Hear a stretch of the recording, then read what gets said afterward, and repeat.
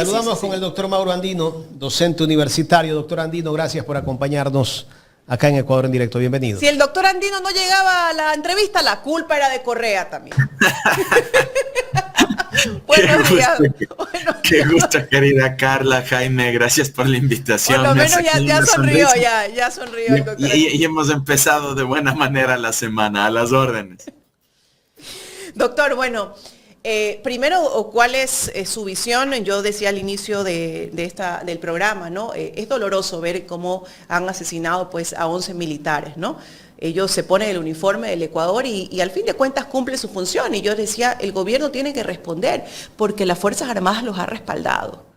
Y esto solamente evidencia que no hay un control absoluto, que no tienen un plan interno ni externamente del país. ¿Qué mensaje nos deja esto?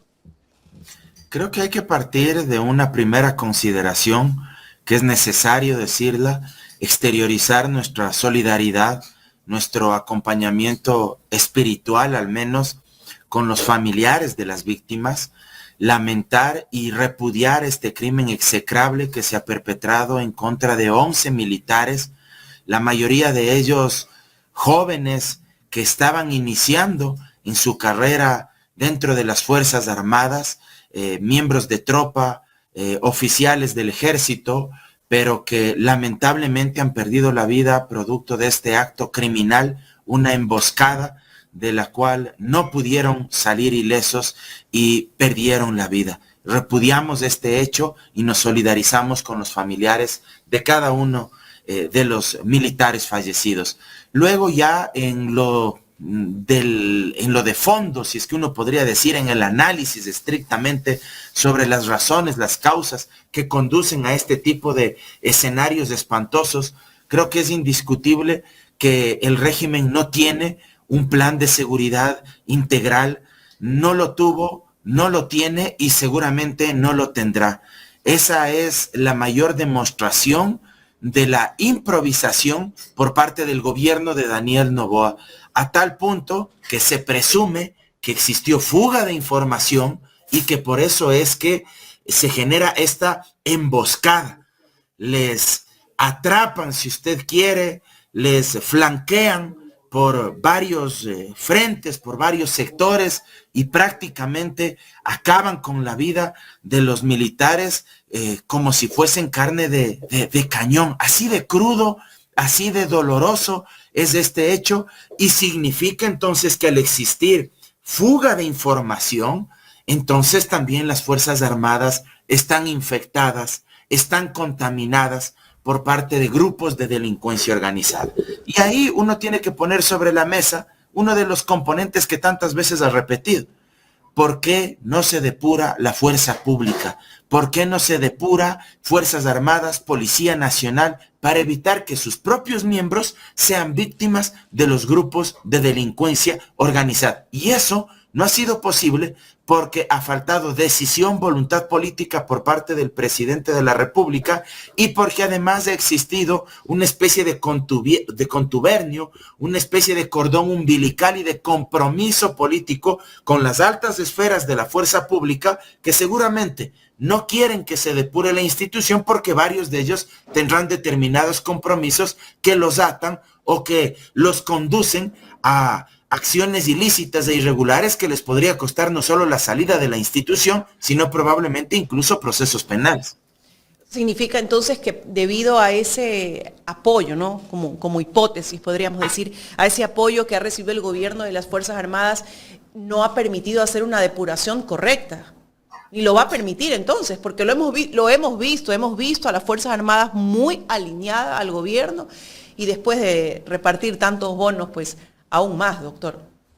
Lamentablemente existe un maridaje político entre el aparato central del gobierno encabezado por Daniel Noboa con su organización política llamada ADN versus el aparato central o el comando central de la fuerza pública, el Comando Conjunto de Fuerzas Armadas, la Comandancia General de la Policía Nacional, han estado imbrincados y uno se ha estado sosteniendo a costilla del otro en términos políticos, para llamarlo de alguna manera. Y ese respaldo no es gratuito, ese respaldo implica una serie de compromisos. Por un lado, en temas tan sencillos de describir como el que usted bien acaba de mencionar, el bono de $500 para cada miembro de la fuerza pública, cada militar, cada policía durante la campaña de la segunda vuelta, y en otras cuestiones más graves, más profundas, como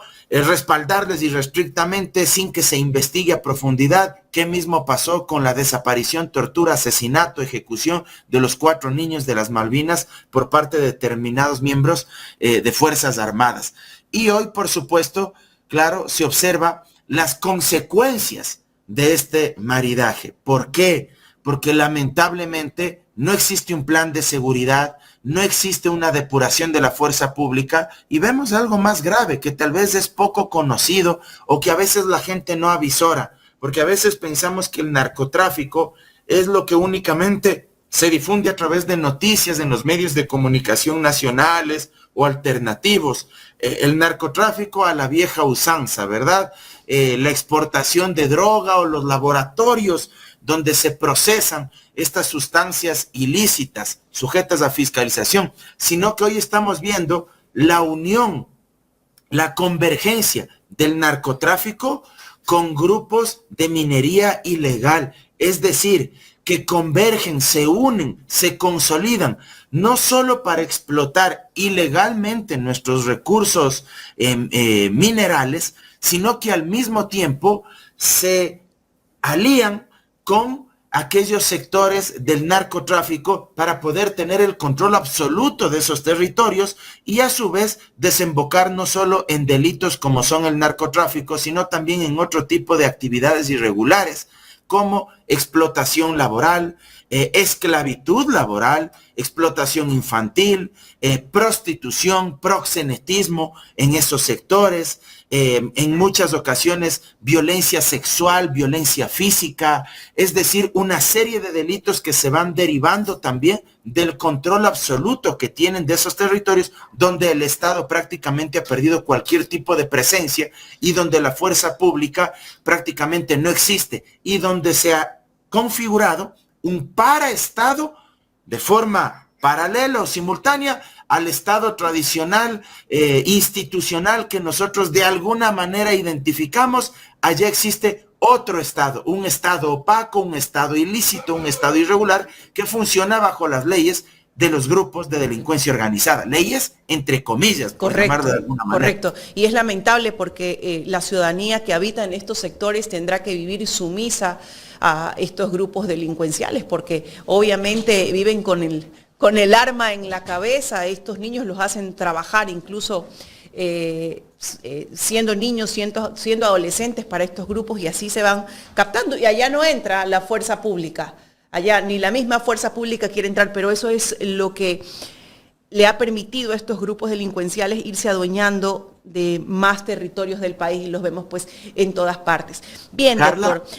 Ahora, Carla, saltándonos de ese tema ya a un tema más legislativo, que es el tema que sin duda alguna se va a hablar esta semana. El día miércoles pues se da la primera sesión de la Asamblea luego de haberse entregado ya las credenciales. También el CNE ya publicó los resultados ya oficiales.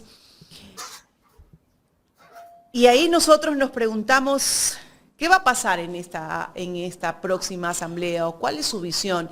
¿Quién debería realmente tener la dirección de la Asamblea Nacional? Se especula mucho de que podría ser la madre del presidente. Yo lo dudo, yo no creo que ella quiera asumir ese cargo, pero sí creo que alguien de ADN lo pueda asumir. ¿Cómo quedaría esta asamblea? Y por supuesto, no está de más incluir dentro de la pregunta, ¿qué cree usted que va a pasar con los asambleístas de Pachacuti, que han sido bastante controversiales en esta última semana?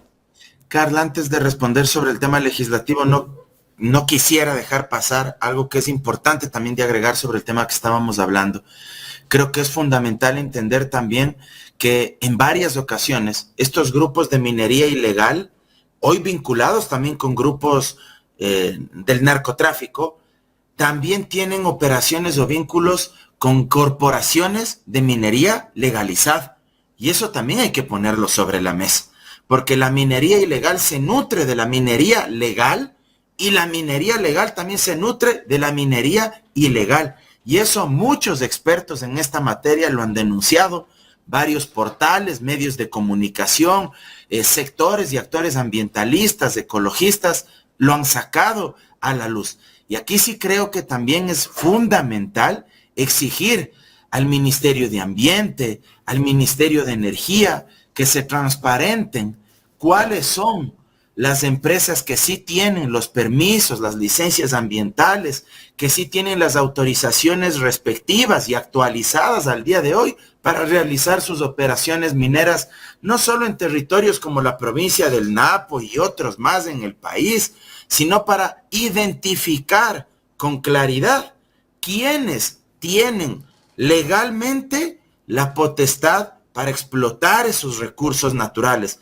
porque varios reportajes que han salido a la luz han demostrado que, por ejemplo, no se ha respetado lo que decía el catastro minero, no se ha hecho una auditoría, muchas licencias estaban suspendidas y a pesar de eso, muchas mineras, muchas empresas transnacionales siguen operando y siguen extrayendo las materias primas sin que cuenten con las autorizaciones del caso. Y para hacerlo, sin duda se necesita la anuencia de varios agentes estatales, la anuencia de la fuerza pública y el contubernio y el apoyo de grupos irregulares y hasta de grupos delincuenciales vinculados al narcotráfico. No quería dejar de mencionar esto. Por supuesto. Luego, sobre el otro tema, Carla, creo que para mí es fundamental, lo vengo sosteniendo desde hace mucho tiempo atrás, que en un régimen democrático exista al menos un pequeño equilibrio, resquicio de contrapeso democrático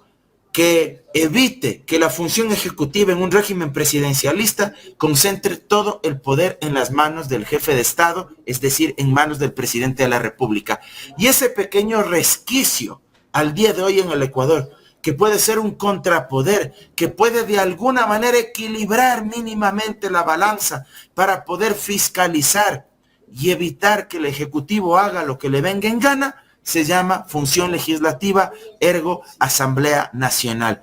Esa Asamblea Nacional no debería estar presidida por ADN porque significaría concentrar todo el poder político en las manos de Daniel Noboa.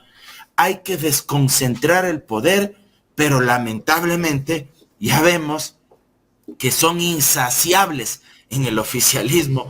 No les basta, son codiciosos, son ambiciosos, han exacerbado esos ánimos por tener todo el poder al alcance de Daniel Noboa. No les basta con tener la función electoral, el CNE, el Tribunal Contencioso Electoral, no les basta con tener la Fiscalía, no les basta con tener el Consejo de la Judicatura, no les basta con paulatinamente ir arrinconando también a la Corte Constitucional, más allá de que el viernes pasado hubo un fallo, un dictamen que en buena hora lo sacó a la luz la Corte Constitucional, pero no les ha bastado tener todo el aparataje del Estado, Fuerzas Armadas, Policía Nacional, etcétera. Quieren hoy también tener el control de la Asamblea Nacional. Yo coincido con su lectura. Mi hipótesis es que no va a aceptar la presidencia, la mamá del presidente, por varias consideraciones, porque yo creo que al final del día la señora tiene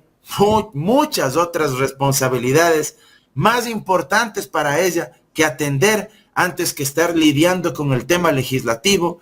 Ella no ha dirigido un órgano colegiado, alguna vez fue legisladora, y si mi memoria no me falla, creo que estuvo en la Constituyente de Montecristi, si mi memoria no me falla, no estoy seguro, pero ella dirigir un órgano colegiado como un parlamento, no lo ha hecho, no tiene experiencia, no la veo a ella lidiando con esos problemas de estar dando la palabra, de estar conduciendo las sesiones, de estar peleando con asambleístas. Y más allá de eso, doctor, está claro que la conexión de Daniel Noboa con el ciudadano de a pie común es la señora Anabela Sin y la esposa de él, no es precisamente él. Entonces no creo que vaya a perder justamente ese trabajo ella que ha venido haciendo en beneficio del propio hijo, pues, ¿no? Y a título personal creo que no le conviene porque ella tendrá a cargo, me imagino yo, la administración o al menos de liderazgo, la conducción, el monitoreo de los principales negocios del grupo económico familiar, toda vez que es conocido por toda la opinión pública. No voy a decir algo en sentido peyorativo ni mucho menos, sino algo que es público y notorio.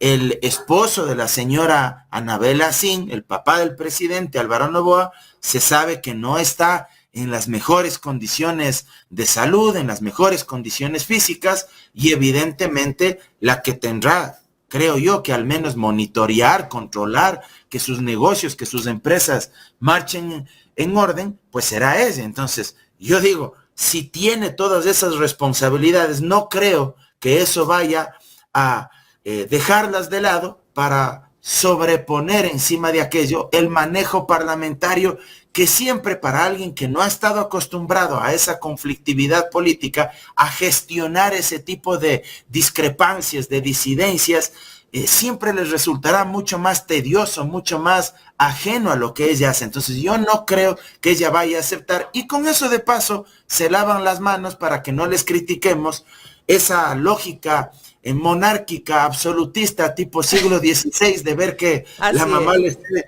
poniendo pues casi que la corona. Pero tienen al hijo, cuadros, ¿verdad? tienen a Esteban Torres, tienen a Niels Holzen, Que tienen ¿verdad? más experiencia, Y yo sospecho, por ejemplo, que estarán pensando seriamente en que sea Esteban Torres, por ejemplo. O sea, políticamente, en términos de formación jurídica, de experiencia política, legislativa, creo que es el cuadro más relevante y más importante que tienen en ADN. Y yo supongo que él será una de las cartas fuertes por las cuales podrán jugarse para que pueda manejar adecuadamente el legislativo. Alguien que además ha estado en la asamblea y que le gusta eso. Distinto que usted le vaya a poner a alguien que no ha manejado, que no le gusta y que no conoce sobre ese tema. Pero bueno, al final quien tendrá que decidir es ADN. Y sobre Pachacuti, para que no piensen que quiero sacar el cuerpo, yo sí creo que es evidente que ahí hay una fractura interna en ese pequeño bloque de asambleístas, y es lamentable porque creo que refleja que hay algunos que no tienen la suficiente consistencia ideológica para no solo honrar su palabra, acorde a un acuerdo programático que se firmó entre las izquierdas y entre los movimientos sociales, sino que son personas que no sostienen sus principios y valores en función de las causas del movimiento indígena, de la CONAIE y de Pachacuti. ¿A quiénes Porque responden la CONAIE ellos? y Pachacuti no se crearon para defender a la derecha, pues, ni para defender a la familia más poderosa económicamente hablando de este país. El movimiento indígena, la CONAIE, Pachacuti se crearon precisamente para defender las causas populares de los sectores más empobrecidos del país y para defender los intereses de las clases medias del país, no para aliarse con el 1% más poderoso. Y ¿A eso, quiénes responde ese Pachacutic ahora, doctor? ¿A quién responde ese Pachacutic del que ahora tomó otra postura? Mire, yo creo, y esto es algo que no es novedoso, yo mismo lo he dicho varias veces, cuando se piensa que Pachacuti o que el movimiento indígena es homogéneo y que todos piensan igual y que todos tienen una misma corriente ideológica y que todos son de izquierda, por llamarlo de alguna manera, me parece que es equivocado. Eso ya se ha visto en otros procesos, por eso es que han existido fracturas internas en otros periodos legislativos, porque es equivocado, por ejemplo, pensar que el movimiento indígena va a votar sí o sí, 100% por alguien o por un candidato que sea indígena, o por un candidato o candidata que sea de izquierda. Es tan equivocado como pensar que los trabajadores votarán igual por un candidato o candidata que enarbole causas vinculadas a los trabajadores. Si eso fuera así, Noboa no habría ganado la presidencia, porque el mundo no funciona hoy en día de forma tan sencilla. No hay una vinculación de clase o una vinculación étnica que haga de por sí que esos sectores terminen por votar por esos representantes. Y lamentablemente Pachacuti tal vez es un sector donde más se afinca y se evidencia estas discrepancias. Hay heterogeneidad de pensamientos, hay sectores de izquierda, pero también hay sectores de derecha. Y hoy se están evidenciando mucho más cuando de definir determinados espacios de conducción y de gobernabilidad legislativa se trata, porque empiezan a aparecer las codicias, empiezan a aparecer esos afanes personalistas. Pero en buena hora, porque tampoco hay que generalizar, también hay legisladoras que sí mantienen sus principios y sus convicciones, y yo ahí lo digo con nombre y apellido. Por ejemplo, la asambleísta Mariana Yumbay, ella ha salido con una posición clara a decir: el otro compañero creo que está totalmente equivocado y está perdido, no entiende los procesos del movimiento indígena. Y también, en buena hora, hay esas legisladoras que sí defienden principios, causas, valores, y que no se van a vender ni se van a dejar presionar por el poder de turno. Pero de esos votos de Pachacuti, que son 9, prácticamente el gobierno ya tiene 7 u 8. O sea, de acuerdo a lo que ha dicho el propio de la Gasca y los asambleístas que estuvieron en la reunión, como el señor del Oriente, no me recuerdo el apellido. El Nango. Principal vocero en este momento. Exacto, del grupo de si hay un acuerdo, dice él, no desmiente el acuerdo.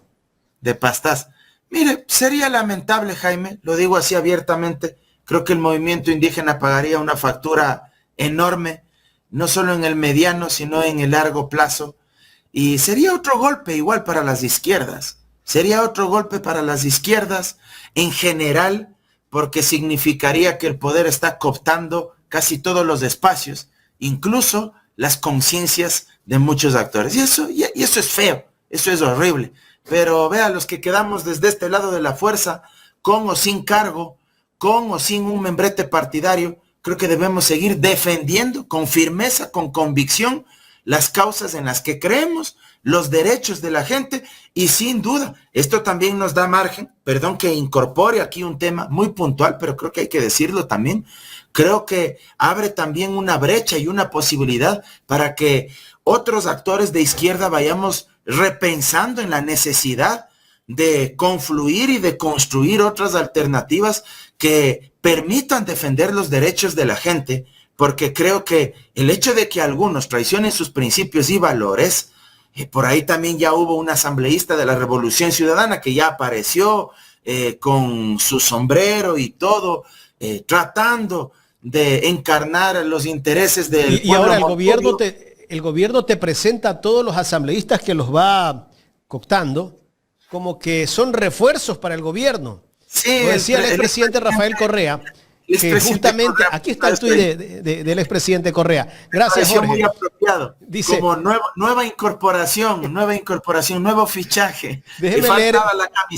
Falta ahí la camiseta y el número que va a usar en esa nueva bancada. Es muy apropiado. Déjeme leer el ex que pone el expresidente Correa. Dice: de la Gasca tiene complejo de dirigente deportivo. Cada vez que compra un asambleísta, lo presenta como el nuevo fichaje. Sobre Mónica Salazar sobran las palabras, en fin. Bueno, me parece apropiado el mensaje que pone Correa. Los presenta como refuerzo para el gobierno. O sea, ¿qué nos está demostrando el círculo del gobierno y el gobierno nacional con esto que está haciendo? Primero, que no hay escrúpulos, es decir, ellos no se unen en función de una consistencia ideológica. Usted diría, es normal, por ejemplo, que anuncien un acuerdo con los asambleístas social cristianos o con uno o dos que ganaron por Construye, me parece. Usted diría, por ahí está bien, es legítimo. Pero cualquier acuerdo que anuncian ellos, usted no les escucha al ministro de gobierno, que es el vocero oficial, no les escucha decir: el acuerdo es por estos puntos, por estos proyectos de ley. En ningún momento. Simplemente son acuerdos como nuevos fichajes, como sacarse la camiseta de un equipo y ponerse otra porque ahora pues tiene un contrato más jugoso o tiene más años que le ofrecen para jugar en este nuevo equipo, una nueva prima anual, nuevos premios por partido ganado, un mejor salario, etcétera. No le hablan de cuáles son los proyectos de ley bajo los cuales van a trabajar. No le hablan de una agenda legislativa. Y eso es lo más grave, porque significa que se unen por intereses y por otras cosas que indudablemente son impublicables, que no se hacen o no se validan ante los ojos de la ciudadanía, como reparto de cuotas de poder, porque el Ejecutivo tiene al alcance esos dispositivos institucionales que le permiten, entre otras cosas, ofrecer espacios burocráticos, ya sea en la planta matriz, por llamarlo de alguna manera, en el núcleo del poder político, que es la capital acá, donde está el aparataje burocrático más potente de la función ejecutiva, o, caso contrario, en las provincias, en los territorios de estos asambleístas que siguen sumando. Pero esos asambleístas también son peligrosos para el régimen, porque son los asambleístas que más piden con el paso del tiempo, porque a medida que se vaya desgastando políticamente el régimen, porque se va a desgastar, no porque uno sea mala persona y le desee eso, sino porque ya se advierte que no hay política pública, que seguirán existiendo lamentablemente consecuencias negativas en distintos segmentos de nuestra sociedad, eso le va a traer un desgaste. Y a medida que se desgasta, para sostener los votos en esa asamblea, esos independientes o asambleístas que hoy se suman, le van a ir pidiendo más. Como vampiros, van a querer chupar más y más sangre. Y le van a pedir más y más al régimen. Y va a llegar un momento determinado, como le pasó a Lazo, con muchos legisladores, que el propio régimen tendrá que salir a decir, vean, ya basta, pues. O sea, ya no podemos darles ni repartirles todo lo que están exigiendo, porque ya no hay de dónde más exprimir el Estado para poder saciar sus lógicas de poder y sostener determinados proyectos legislativos desde la Asamblea. Doctor, yo no sé si usted recuerde las declaraciones de Nango la semana pasada, que él dijo que ellos también tienen que ver por el bienestar de su provincia. ¿Qué nos está diciendo Nango ahí? Por ellos eso no pueden gestionar partidas, no pueden gestionar obras para su provincia. Ellos son asambleístas. Pero yo creo que leyendo entre líneas está clarísimo, ¿verdad? Y por eso es que yo ya le mencionaba todas estas ventajas institucionales de las cuales goza la función ejecutiva al momento de muñequear, de tratar de organizar la mayoría parlamentaria en la función legislativa. Usted acaba de agregar otro elemento que yo no había mencionado y que también es muy decidor, el tema de transferencias presupuestarias a favor de los gobiernos locales. Muchos de esos legisladores que hoy juegan a ser próceres de su patria chica, entre comillas, a lo que se dedican es básicamente a ser intermediarios para que el Ejecutivo asigne presupuesto para la ejecución de obra pública para municipios o prefecturas. Cuestión que aunque a primera vista pueda sonar loable y pueda sonar de alguna manera incluso plausible, porque alguien podría decir, pero qué bueno que estén intermediando para que hagan obra pública en sus provincias o en sus cantones, constitucionalmente, legalmente, eso es violentar el ordenamiento jurídico, porque eso es violentar e incumplir con las prohibiciones que la Constitución y la Ley Orgánica de la Función Legislativa así lo señalan, porque los asambleístas, la gente tiene que entender, están exclusivamente para aprobar leyes, para deliberar leyes y para legislar, para ejercer control político sobre distintos actores que nuestro ordenamiento así lo disponen, no para intermediar o gestionar recursos públicos. Pero seguramente eso estará, digamos, dentro del combo, dentro del kit, que estará listo ya para operarse si es que logran consolidar la mayoría legislativa. Doctor, tengo un mensaje del economista Víctor Andrade. Me dice, lo de Pachacutic no es la primera vez, se ha hecho normal. Y no solo en los electos, sino para elegir. O lo del nulo ideológico no fue promocionado por Pachacutic, es una traición permanente, dice. Mire, lamentablemente el movimiento indígena viene cometiendo una serie de errores, no de ahora, sino desde hace un tiempo atrás, cuando obtuvieron 27 legisladores en la época de Yacu Pérez. Fue el momento tal vez más apoteósico, el clímax más importante que alcanzaron como partido político y no lo supieron aprovechar en el buen sentido de la palabra. Pero se desgranó como mazorca de maíz. Como mazorca, se desgranó inmediatamente. Ahí usted tuvo a las Guadalupe Lloris y a otros actores más que terminaron luego incluso siendo candidatos por Creo y por otras organizaciones políticas.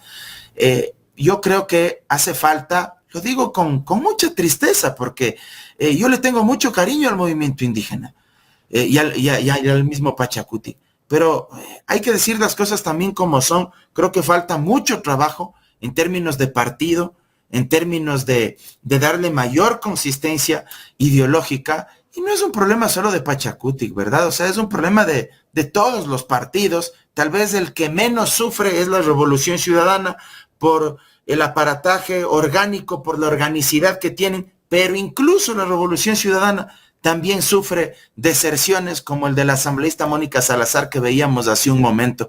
Y yo por eso quería cerrar una idea hace unos instantes. Creo que desde la izquierda también debemos repensar muchas cosas. Debemos tener la capacidad para aglutinarnos en una plataforma que, más allá de los partidos, incorpore actores que sigamos defendiendo por las causas y derechos de la gente.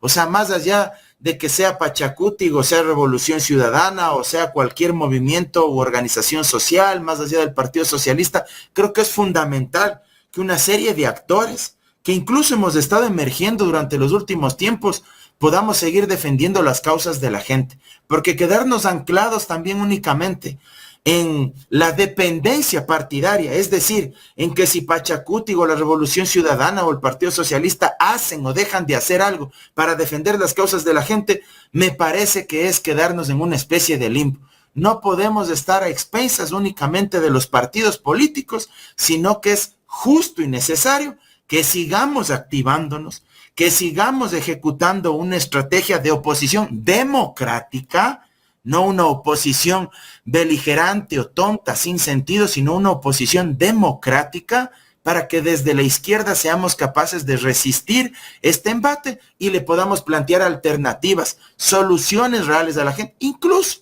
desde la izquierda. Creo que es fundamental resignificar el discurso, dejar de hablar bajo determinados términos que están desgastados, marcar distancia en otros, para tener una agenda política nueva, que refresque también cuadros y vocerías, y creo que eso es necesario para precisamente no dejarnos contaminar ni arrastrar por estos golpes, que seguramente van a seguirse dando, golpes legislativos, al ver que determinados actores, habiendo llegado con la izquierda, terminan yéndose con la derecha. ¿Cuál podría ser el futuro político de Leonidas Issa con el Pachacuti que tenemos ahora? Con los asambleístas, los cuales se pensaban que iban a llevar una línea o una postura coherente en la próxima asamblea. Es difícil saberlo, estimado Jaime. De lo que yo conozco, creo que el próximo mes de junio ya son las elecciones de la CONAIE, y intuyo que ese será el tema prioritario este momento en la agenda política de Leonidas Issa y de los actores políticos que están a su alrededor. No tengo dudas de que el régimen de Noboa estará operando desde ya y moviendo todas sus articulaciones para tratar de tomarse la CONAIE y de derechizar finalmente ya de por sí al movimiento indígena, porque saben que Leonidas Issa es un actor político que constituye una oposición democrática, les guste o no, al régimen actual de Daniel Noboa. Tanto es así que hace un tiempo atrás, apenas ganó Daniel Noboa, recordará usted, salió el ex prefecto de Morona Santiago, me parece que era, se me va el apellido este momento, que él decía que hay que ¿Salvador Quispe? No, porque él era de Zamora Chinchipe, de Morona Santiago, que decía que hay que desizquierdizar la CONAIE. Sí. Así, de frente decía. Y ese ex prefecto fue incluso destituido del cargo por presuntos casos de corrupción. Pero, sin empacho, también me parece a veces que es válido, ¿no? Ya que digan de frente más bien algunos cuál es la visión que le quieren dar a ese sector. Y él, por ejemplo, ahí ya puso sobre la mesa una antítesis a lo que Leonidas dice, en cambio, ha venido Chumpi, ¿no fue? No estaría seguro, creo que sí, pero planteó eso. Entonces yo me imagino que el gobierno estará trabajando en una gran operación política para tomarse el control de la CONAIE y sacarle del juego no solo a Leonidas Diza, sino a la gente que tiene una perspectiva, una visión más de izquierda y progresista dentro del movimiento indígena. Doctor, ¿y ahora hasta cuándo le puede durar toda esa desesperación del gobierno de querer captar todo, ¿no? Para que todos lo apoyen al presidente de la República? ¿Cuándo vendrá el descontento? Jaime, yo creo que la gente le ha tenido paciencia a Daniel Noboa. Una de las razones porque era un gobierno que completaba un periodo anterior que se vio interrumpido como resultado de la muerte cruzada. Mucha gente en sus conversaciones cotidianas mencionaban la necesidad de la continuidad de Noboa porque había tenido poco tiempo para gestionar y ejecutar acciones desde el gobierno. Bueno, ahora ya es un presidente que gana una reelección y que tendrá un periodo de 4 años. Y al tener un periodo de 4 años, si es que no existe gestión y acción política eficiente, permanente, con resultados concretos, la gente le va a ir exigiendo, pero también se va a ir desilusionando si es que las respuestas no son específicas. Yo creo que en la medida en que el gobierno vaya dando resultados y respuestas, la gente mantendrá su apoyo, o caso contrario, la gente se irá alejando del régimen de Daniel Noboa. Y creo que una cosa es Noboa como candidato y otra cosa es Noboa como gestor, como ejecutor. Y eso ya lo hemos visto. Una cosa es el Noboa que se vende desde esta envoltura de la estética, de decir poco en campaña, pero envolver sus contenidos, sus propuestas bajo esta lógica de la política líquida, de lo superficial, de lo vanidoso, de lo aspiracional. Pero otra cosa es ya el Noboa que tiene que gobernar y que tiene que darles resultados a la gente. Porque si los problemas persisten en los sectores que ya sabemos, en inseguridad, en salud, en educación, en falta de obra pública, en falta de crecimiento económico, bueno, pues la política líquida le va a resultar insuficiente porque la gente lo va a sentir en el día a día y en el estancamiento de sus vidas. Justamente hoy comentábamos lo que está pasando con el registro civil. Que usted va a sacar una cédula y hay que esperar hasta agosto un turno. No hay turno. O sea, eso demuestra que no hay eficientes servicios públicos. O sea, no hay ningún plan para mejorar las instituciones públicas. Y eso con el paso del tiempo le va a pasar factura si es que no lo soluciona. Porque todo el mundo se molesta. Los mismos que votaron por él se terminan molestando, que no tienen acceso a una cédula. Mire, más temprano que tarde, si no soluciona esos temas, la gente se va a cansar. El tema de las medicinas, el tema de la falta de suministro de medicamentos en la red del sistema de salud pública del país, las largas colas o filas para ser atendidos, los problemas con las dializadoras para aquellas personas que tienen enfermedades o problemas renales, los inconvenientes que siguen existiendo en materia de criminalidad, que no paran, que siguen a flor de piel, la falta de infraestructura educativa para que nuestros adolescentes, nuestros niños, niñas puedan acceder a educación en escuelas y colegios con una infraestructura medianamente de calidad. Todo eso se va acumulando y si no se resuelve a tiempo, le va a pasar factura porque ya no es el actor político que está terminando un periodo que le dejó inconcluso a alguien que fracasó antes. No, ahora es alguien que tiene que ejecutar y gestionar el poder para resolver los problemas de la gente en un periodo que ahora sí ya es de 4 años y con todo el poder en sus manos, porque ojo, la gente también se va a dar cuenta que tiene mayoría en la asamblea, que no tiene oposición, que tiene vía libre para resolver los problemas. Ya eso de decir es que la culpa fue de Correa o es que me molestan en la asamblea, ya no puede ser discurso, porque va a tener mayoría legislativa muy probablemente si ésta se llega a consumar. Entonces pretextos y culpables ya no existen para resolver los problemas. Doctor, pasemos a otro tema, Asamblea Constituyente. Bueno, por ahí hay algunos voceros, parece ser del gobierno, como el señor Herrería, que la semana pasada justamente hace una propuesta en una entrevista en Ecoavisa, me parece, que debe ser solo una elección, me parece que dice él, que no deben de ser 3 elecciones y que se podría hacer una junta de notables, que es suficiente hacer una junta de notables para elaborar una nueva constituyente.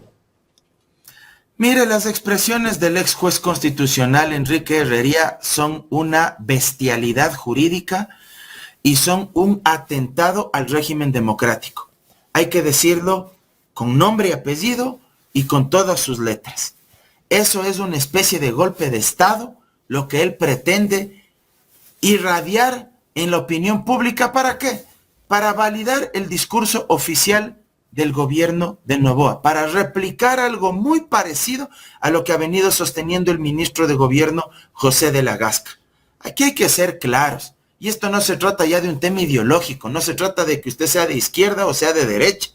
La Constitución señala lo siguiente: si usted quiere tener una nueva Constitución de la República, usted necesita primero pasar por una consulta popular donde el pueblo ecuatoriano señale con contundencia, que la mayoría se pronuncie y digan sí, queremos que se convoque a una constituyente. Ese es el primer proceso electoral. Pero incluso antes de llegar a ese primer proceso electoral, se necesita pasar por 2 filtros, 2 dictámenes favorables de la Corte Constitucional, donde la Corte tiene que emitir su pronunciamiento y revisar si es que efectivamente los cambios que está planteando el proponente, en este caso el presidente de la República, se justifica que sean efectuados, materializados a través de una asamblea constituyente. Y eso debe motivar, debe justificar el peticionario, es decir, Noboa. Él debe decir: Corte, todos estos cambios que yo quiero hacer en la Constitución no se los puede hacer vía enmienda ni vía reforma parcial, y son de tal envergadura y son de tal necesidad para emprender grandes transformaciones sociales, económicas y políticas en el país, que la única vía para hacerlo es la Asamblea Constituyente. Y una vez que la Corte hace ese control, luego la Corte tiene que emitir otro pronunciamiento, que es sobre los considerandos y sobre la pregunta de esa consulta popular, para que la Corte ahí revise y diga: no se está induciendo al voto, no es una pregunta subjetiva, los considerandos sí están bien elaborados y se está planteando una pregunta adecuada para que el pueblo se pueda pronunciar. Luego de esa primera elección, con esto termino, Jaime, tenemos que ir a una elección para elegir constituyentes, no a dedo, pues, sino democráticamente, como elegir asambleístas, porque la constituyente tiene que ser el espacio más amplio de representación política de los ecuatorianos, porque tienen un objetivo, que es redactar una constitución. Si no, van a redactar el reglamento de los condominios de algún ministro del gobierno de Noboa, si no, van a redactar un estatuto de alguna de las tantas compañías del grupo Noboa. La constituyente tiene que redactar la Constitución y tiene que tener la representación más amplia, plural y diversa de todos los ecuatorianos. Y una vez que ahí redacten un borrador de Constitución, se tiene que convocar a un referéndum, una tercera elección, para que la gente diga sí o no a favor de que entre en vigencia ese borrador de Constitución. Doctor, queremos recordar lo que dijo Enrique Herrería para luego terminar de analizar este tema. Veamos. Lo replanteo, doctor. ¿Cabe una constituyente cuyos integrantes no sean electos directamente por el pueblo? Yo creo que sí, es deseable, si bien es cierto que habrá gente que se oponga porque dirá, bueno, están queriendo de nuevo poner a los notables en un país en el cual todos somos iguales. Todos somos iguales, todos tenemos los mismos derechos y garantías, pero no todos tenemos la misma especialización, pues. Usted póngame a mí, que soy abogado con experiencia, a construir un edificio para que vea cómo se le cae al día siguiente. En consecuencia, hacer una carta constitucional demanda una especialización. Por eso es que reitero, tienen que estar ahí no constitucionalistas, juristas destacados. Pero sí debe haber un referéndum aprobatorio sí o sí.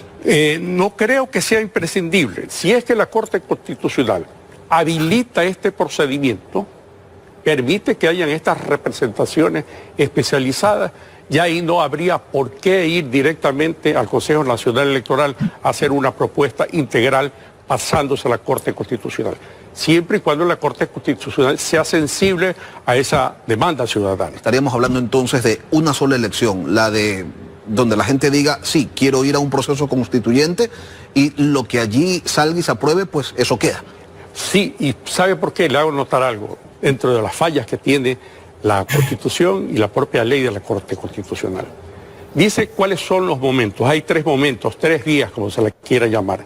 La una es la primera aprobación. ¿Cuál es la vía? Es enmienda, es reforma constitucional o es asamblea constituyente. La segunda es la aprobación de los estatutos, los reglamentos. Y hay un tercer momento, que es lo que llaman el post-momento, en el cual a esa decisión del pueblo ecuatoriano, mire usted, a la decisión del pueblo soberano, pasa también por una acción de inconstitucionalidad presentada ante la Corte Constitucional. Eso de ahí me parece demencial, y eso está en la ley. Por lo tanto, esas son las interpretaciones que tiene que hacer la Corte Constitucional para desestimar poder juristas. Y otra cosa, doctor, leía yo en Diario El Universo, me parece, el día sábado, que él dice que no es necesario ni siquiera esperar el pronunciamiento de la Corte, que puede pasarse por encima el gobierno. ¿Cómo es esto? Vea, es impresentable este tipo de declaraciones. Perdóneme que me ría, porque de lo contrario, créame que me da ganas hasta de golpear la pantalla. Discúlpeme así la grosería. Da coraje. Y es impresentable porque, vea, no solo quienes hemos estudiado Derecho y somos abogados y hemos tenido la suerte de ser docentes universitarios, deberíamos indignarnos ante este tipo de declaraciones. Todos los ecuatorianos deberíamos repudiarlas. ¿Sabe por qué? Porque este señor, el doctor Herrería, fue juez de la Corte Constitucional hasta hace apenas un par de meses, pues. O sea, hasta hace un par de meses nunca se opuso a las atribuciones que tenía la Corte Constitucional, pero sale del cargo y automáticamente se vuelve un enemigo del propio organismo donde él ganó un sueldo durante 6 años, me parece.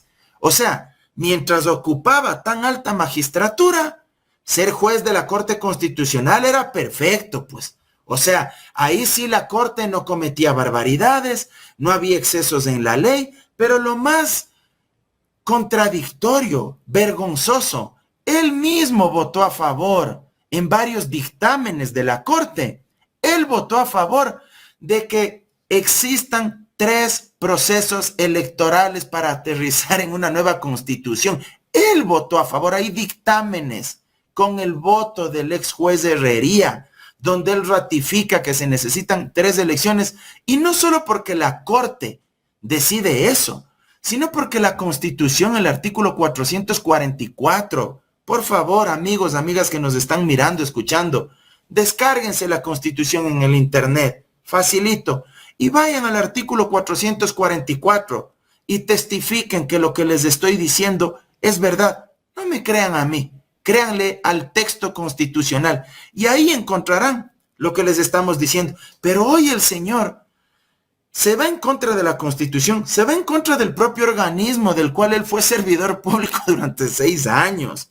Se va en contra de sus propios compañeros de la Corte Constitucional. Oiga, es que realmente hay que, dice que nadie fiscaliza a la Corte. Por último, pide que fiscalicen a la Corte. En el reportaje del Universo, habló incluso de que hoy vivimos la dictadura de los jueces. Qué bonita la cosa, ¿no? Mientras él era juez, no había dictadura de los jueces. Pero él ahora que no es juez desde hace un mes, mes y medio, 2 meses, entonces ahora sí vivimos la dictadura de los jueces. Cuando él era parte de los 9, todo bien. Ahora que no es parte de los 9, entonces el presidente tiene que pasarse por encima de la Corte Constitucional. Bueno, ¿dónde estamos? En la Edad Media. O sea, realmente es indignante. Pero hizo un pronunciamiento la Corte, no básicamente enfocada en este tema, pero en términos generales. Usted incluso lo mencionaba al inicio. Carla, en un caso parecido, y me alegro que la Corte haya hecho pero eso. ya hay sentado jurisprudencia, pues, doctor. ¿Cómo van a actuar en torno Pero a eso? están pidiendo que se pase por encima de todo. Exactamente, porque el periodista o la periodista, no sé quién le hizo la entrevista, en el Universo le dice, pero acaba de salir este pronunciamiento. El ex juez Herrería dice, pero no, tiene que pasarse por encima de la Corte. Pero además, él construye una falacia para engañar a la opinión pública y mentir sin ningún tipo de vergüenza. Él dice, es que como el 55% de los votantes de Noboa lo respaldaron y el 45% de los votantes de Luisa respaldaron a ella y ambos tenían una propuesta de asamblea constituyente, entonces más del 90% de ecuatorianos están a favor de una constituyente y ya no se necesita ni que la corte se pronuncie ni nada por el estilo. O sea, él se inventa teorías, hace conjeturas. Oiga, yo no sé si el señor sabrá que el hecho de votar por un candidato no significa, pues, que ese elector haya votado por todo lo que propuso ese candidato o esa candidata. Si muchos electores que votaron por Noboa ni siquiera sabían que él estaba proponiendo constituyente. Muchos probablemente votaron porque Luisa les caía mal o porque eran anticorreístas de los más, pero reactivos, más rancios. Otros votaron por Luisa porque creían de pronto en las políticas sociales que promovía, pero no estaban de acuerdo con una constituyente, pues. Y él quiere reducir el voto de los electores a un voto cerrado, a un voto de fe, por el 100% de todo lo que ellos proponían en esa elección. O sea, realmente hay que ser caras duras para querer mentirle a la gente. Y lo más, yo sí digo vergonzoso, créanme, me indigna, que pretenda insultar al pueblo ecuatoriano. Porque cuando les conviene la democracia y el pronunciamiento popular, ahí sí vale. O sea, la gente sí ha sido sabia al elegir a Noboa, pero la gente ya no va a ser sabia para elegir constituyentes, ni la gente va a ser sabia ni inteligente para aprobar o rechazar una constitución. ¿Se dan cuenta? El embuste, el insulto al elector, fueron inteligentes al elegir a Noboa, pero ya para aprobar una nueva constitución, no. Que sea escrita por unos 20 o 25 panas, los eruditos que sean elegidos a dedo, los panas del grupo de la Gallada, los amigos del poder, que seguramente él querrá ser uno de los constituyentes a dedo. No tengo la menor duda. Él debe estar buscando nuevo espacio en esta constituyente, entre comillas, de los funcionales, de los notables, que por eso está promoviendo esto. En buena hora, cierro con esto, en buena hora la Corte Constitucional sacó este pronunciamiento, que es uno más de los tantos que ya ha sacado, dejando en claro que se necesitan 3 elecciones, que la constituyente debe ser un órgano para deliberar democráticamente la elaboración de una constitución y que la constituyente debe representar a los más amplios y diversos sectores de la sociedad, porque es un pacto fundacional el que nos vamos a otorgar nosotros mismos el momento en que se pretenda aprobar una nueva constitución. No es el estatuto de una compañía, ni es el reglamento de los condominios donde vive el doctor Herreri. Doctor, siga. No, antes de seguir con la siguiente pregunta, le voy a pedir a la audiencia que ponga like. Recuerde que los likes hacen que este contenido llegue a más personas. Tenemos 4.000 personas conectadas, pero tenemos 1.800 likes. Así que pongan los likes a la transmisión. Doctor, ¿cuál es el temor de hacer las 3 elecciones? Aquí hay que ser absolutamente claros. Primero, quieren evitar el desgaste político y meternos a la fuerza una constitución que no haya sido redactada por representantes de elección popular, no correr el riesgo de que no puedan tener una mayoría en esa constituyente y el tiro les salga por la culata. Y lo otro, pues, tener una constitución a la medida. Seguramente una constitución a la medida donde, entre otras cosas, reduzcan derechos de los trabajadores, donde incorporen ahí a la fuerza el contrato por horas que fue negado en el año pasado en la consulta popular que perdió Noboa en esa pregunta. Seguramente querrán meter la tercerización y la intermediación laboral. Seguramente querrán dejar abierta la posibilidad de que el seguro social pueda privatizarse, querrán incorporar esa lógica chilena de las AFP, que es lo que tanto delirio y tanto erotismo les ha causado desde hace décadas, desde la época de los 90, el gran sueño erótico de las élites orgánicas, de los intelectuales orgánicos de la derecha en este país. Seguramente querrán incorporar ahí temas relacionados, por ejemplo, al manejo y a la administración de nuestros sectores estratégicos. la administración de nuestros recursos naturales no renovables, que estos puedan ser fácilmente privatizados, petróleo, minería, gas, lo que fuera, ¿sí? Y seguramente querrán bajarse también toda la parte del modelo de desarrollo y del modelo económico que promueve la Constitución. Bajarse el tema de planificación, es decir, un Estado donde cada uno haga lo que quiera, sin ningún tipo de horizonte estratégico, donde tengamos un Estado casi con islas separadas y donde cada uno pueda sobrevivir a lo que buenamente aspire y pueda. Seguramente querrán retroceder en otros derechos. Hay que recordar que la Constitución del 2008 incorporó y reconoció la gratuidad de la educación superior, pública y de calidad. Antes de la Constitución del 2008 había que pagar matrículas y aranceles para estudiar en universidad pública. Luego de la Constitución del 2008 se incorporó la gratuidad. Ahí hay una serie de elementos que a usted le hacen pensar hacia dónde apuntan y constitucionalizar un modelo económico de corte neoliberal. Eso es lo que quieren.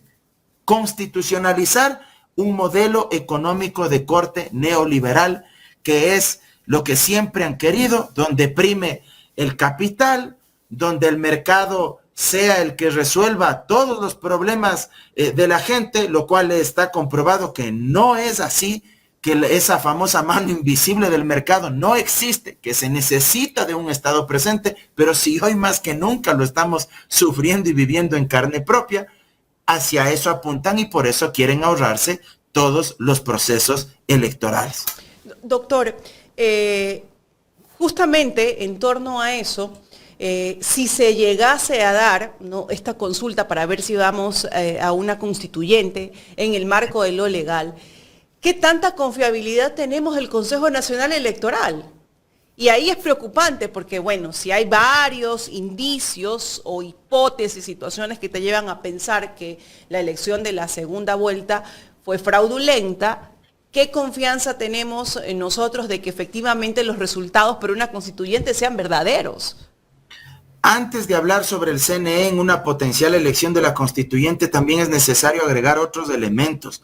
La gente tiene que saber que para llegar a la constituyente, previamente Noboa debe enviar un estatuto electoral. Esto dice la Constitución y lo ha ratificado la Corte. ¿Y este estatuto electoral en qué consiste? Él en su pedido, en su justificación del por qué cree que los cambios que él quiere introducir en la Constitución solo se los puede hacer en la constituyente, él también tiene que acompañar las reglas del proceso electoral que también son controladas constitucionalmente por la Corte. ¿Y qué debe señalar ahí? Por ejemplo, ¿cuántos constituyentes tendrán que elegirse en elecciones? Seguramente él mandará, les apuesto, que solo se elijan unos 20, 25 constituyentes a nivel nacional, porque seguramente querrán que sus 20 amigos abogados, 10 de Guayaquil, 10 de Quito, de los sectores más aniñados de ambos territorios, sean los que dizque puedan escribir ese nuevo texto constitucional. Él tiene que decidir cuántos constituyentes, tiene que proponer, no decidir, proponer cuántos constituyentes a nivel nacional, por el exterior, por circunscripciones, a nivel provincial. Él tiene que proponer cuánto tiempo duraría la constituyente. Y esta es otra cuestión, pues. Esta gente realmente piensa cualquier tontería con tal de implementar su visión del mundo de forma autoritaria. Una constituyente express, decían. Si no es cuestión de escribir, oigan, es que en serio, vuelvo a poner el ejemplo, si no es el reglamento del condominio, pues. Si no es el que quieren hacer. Es que de verdad, o sea, si no es el reglamento el reglamento del colegio, lo que van a escribir, pues, constituyente express es una constitución, señores y señoras. Es el texto madre de cualquier república, de cualquier estado. Es donde usted ahí tiene que reconocer los derechos de la gente, los deberes, las obligaciones de los ciudadanos. Es donde usted tiene que diseñar la arquitectura institucional del Estado, la parte orgánica. Usted tiene que organizar y distribuir el poder. ¿Qué tarea va a tener cada función del Estado? ¿Qué tarea va a hacer cada quien para que no exista conflictos institucionales? ¿Cuánto poder le va a dar al presidente de la República? ¿Cuánto poder le va a dar a la función legislativa? ¿Cuánto poder le va a dar a un órgano como el Consejo de la Judicatura? O si usted quiere que desaparezca o no el Consejo de Participación Ciudadana. Pero esta gente quiere hacerlo en 30 días, o sea, como si fuese un paseo a la playa, se reúnen, escriben ahí cualquier cosa y se publica en el registro oficial. El proponente debe plantear cuánto tiempo duraría la constituyente, dónde se daría la constituyente, cuál es el método de adjudicación de escaños que se aplicaría, si sería un método de adjudicación de escaños más proporcional como es Webster o más mayoritario como es de Hunt, si pueden postular candidatos los partidos y movimientos políticos o si lo pueden hacer organizaciones y movimientos sociales. Todo eso tiene que controlar la Corte. ¿Qué tiempo toma ese proceso, obviamente respetando la normativa? ¿Qué tiempo podría tomar, doctor? Tiene 4 años el gobierno, pero ese proceso no se hace en 6 meses como pretenderían ellos hacerlo. Hasta llegar a tener una nueva constitución, desde que envíe su petición a la Corte Constitucional, pasen los 2 dictámenes, luego las 3 elecciones, pero siendo así expeditos, año y medio a 2 años. Se le termina el músculo político. Año y medio a 2 años. Pero es que se le termina el músculo político, como usted dice. Pero por eso quiero que la gente comprenda, y eso es mi indignación.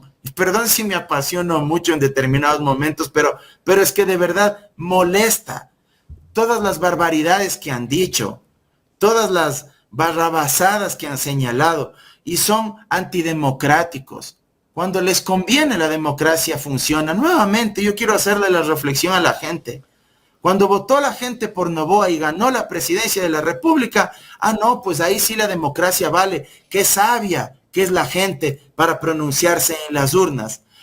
Pero para elegir constituyentes, no, ahí sí la gente ya no, que no se pronuncie. Cuidado, la gente es demasiada tonta como para elegir constituyentes. Y luego, para que la gente se pronuncie a favor o en contra de una nueva constitución, peor todavía, no, pues de una vez ya sácalo del horno y mándalo a que se publique en el registro oficial, porque ahí ya el pronunciamiento de la gente es excesivo, ahí ya no vale. O sea, es realmente inverosímil lo que se ve hoy en día y hay que disputar este relato y hay que explicarle a la gente, porque lo que se quiere es un atentado a los principios más básicos de la democracia representativa, donde una persona es igual a un voto y donde las decisiones se deben tomar en función de la regla de la mayoría.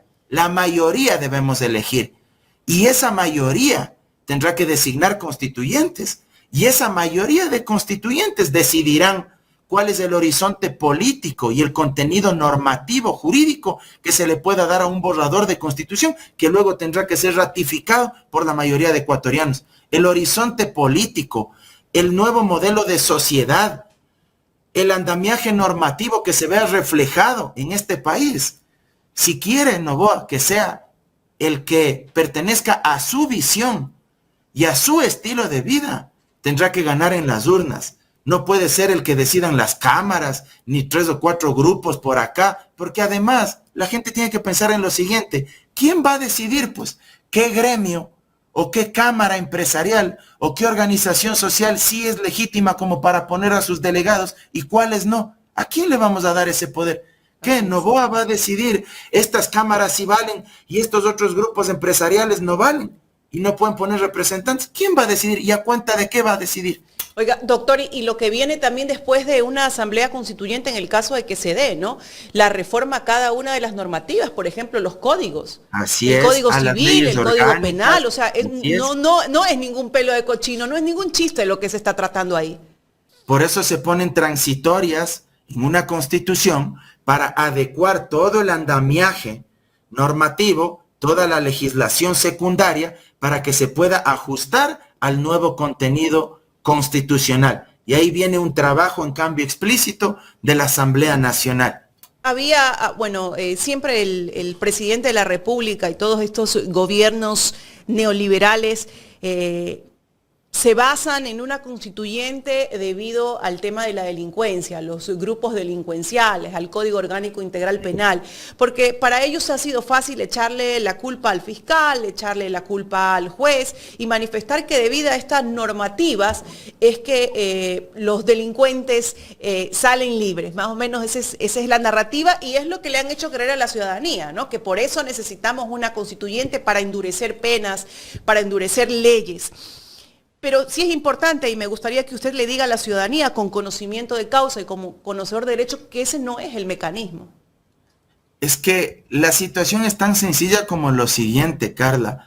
Yo le pregunto a nuestra audiencia, para comprar medicinas y abastecer los hospitales, para que los ciudadanos que tienen problemas y enfermedades renales accedan al tratamiento, para que los jueces puedan sentenciar, para que los tribunales penales puedan sentenciar a aquellos delincuentes y miembros de grupos de delincuencia organizada. Para todo esto, pregunto yo, ¿se necesita una nueva constitución? Y la respuesta es no, no se necesita una nueva constitución.